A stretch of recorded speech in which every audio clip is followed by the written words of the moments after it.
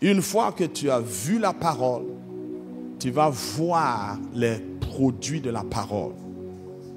Il a vu la parole, il a dit sur la parole.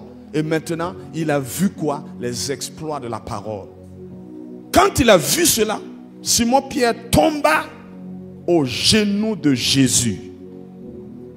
Et il dit, Seigneur, retire-toi de moi, parce que je suis un homme pécheur. C'est bizarre, hein? Quand Jésus demandait la barque, il ne se voyait pas pécheur. Quand Jésus est monté sur la barque, il ne se voyait pas pécheur. Quand Jésus a dit d'aller en eau profonde, il ne se voyait pas pécheur. Mais quand il a vu les résultats de la parole, il s'est vu maintenant lui-même. Regarde le processus. Tu dois voir la parole, tu vois les résultats de la parole pour te voir toi-même. C'est pourquoi les gens sont médiocres. Les gens sont dans une religion. Ils n'ont même pas vu la parole, ils ne voient pas de résultats de la parole, ils ne peuvent pas se voir. Tu auras beau les parler de leur vie, ils ne se voient pas, ils ne se reprochent rien. Ils disent qu'ils n'ont rien fait. Ils disent qu'ils ont respecté toute la loi, ils n'ont rien fait de mal. Ils n'ont pas tué quelqu'un, ils n'ont pas volé, ils n'ont pas pris la femme de quelqu'un, rien. Mais ils ne peuvent pas se voir parce qu'ils n'ont pas vu la parole.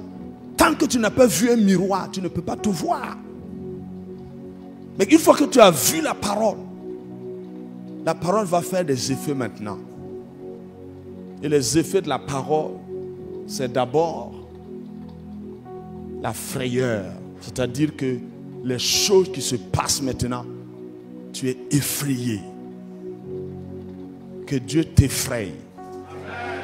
Qu'il réalise des choses dans ta vie pour t'effrayer. Effrayer, c'est quoi? C'est saisi de crainte. Tu dois être saisi de crainte au regard des œuvres que Dieu a accomplies dans ta vie. Tu n'es pas dit qu'il fasse tout cela. Mais pourquoi il le fait? Il a des intentions derrière ce qu'il fait. Il a un désir derrière ce qu'il fait. Et ça doit s'aimer la crainte dans ton cœur. Et tu dis, Seigneur, mais pourquoi tu fais ça? Est-ce que tu n'étais pas trompé de personne? Qui suis-je?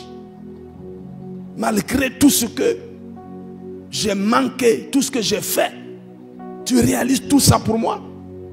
Alors tu es saisi d'une crainte de Dieu. À partir de ce moment-là, tu peux te voir. Tu ne peux pas voir si tu n'es pas impacté par quelqu'un qui a vu. Et quand il a commencé à voir, il est allé trop vite, il a eu des problèmes, mais après, il s'est assis. Il a bien vu. Et quand il est rentré en action, il a vu les œuvres de la parole. Et après avoir vu tout cela, il s'est vu lui-même. Et quand il s'est vu lui-même, il a commencé à parler sur lui. Et dit, je suis le moindre des apôtres. Alors qu'il a travaillé plus que tous les autres apôtres. Et il a dit, non, non pas moi. Moi, je suis le moindre de tous les apôtres. Mais c'est la grâce qui est venue sur ma vie qui a fait que j'ai travaillé plus que eux tous. Mais je demeure le moindre des apôtres. Après, dans cette lumière, il s'est encore vu. Il a dit que je ne suis même pas juste le moindre des apôtres. Je suis le plus grand des pécheurs. Si on doit classer les pécheurs, là, je suis le premier.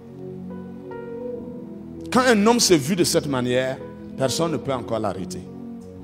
Il ne peut pas manquer le but. Parce que l'humilité sera toujours sa marque. Et à cause de l'humilité, la grâce va l'accompagner. Et quand la grâce accompagne un homme, il va jusqu'au bout de son parcours.